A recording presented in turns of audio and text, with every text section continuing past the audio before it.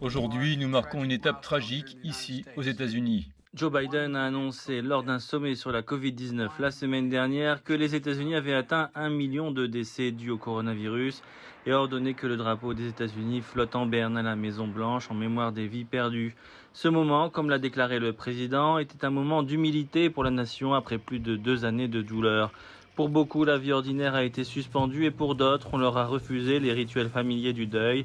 Les tentatives répétées de retour à la normale pendant la pandémie ont été entravées par de nouveaux variants hautement transmissibles, entraînant une recrudescence des cas et dans certains États un retour aux restrictions. Mais même si les États-Unis ont maintenant dépassé le pire de la pandémie, cette dernière n'est pas terminée. Nous avons plus de 80 000 infections par jour. Des centaines de personnes meurent encore chaque jour. Nous avons encore toute une série de défis. Bien que nous soyons en bien meilleure forme qu'il y a 2 ans, la pandémie continue et nous allons continuer à travailler sur la lutte contre la pandémie et à la voir sous un bien meilleur contrôle. Pour ce faire, le président Biden demande aux législateurs d'approuver une législation de 10 milliards de dollars pour les vaccins et les traitements.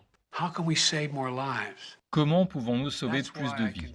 C'est pourquoi je continue d'appeler le Congrès, ici chez nous, à prendre des mesures urgentes pour fournir un financement d'urgence pour la Covid-19 qui est vital pour protéger les Américains. Pourtant, ce financement est bloqué au Congrès depuis des semaines. L'administration prévient qu'il pourrait y avoir des millions d'infections dans les mois à venir en raison de la baisse de l'immunité si un financement n'est pas attribué.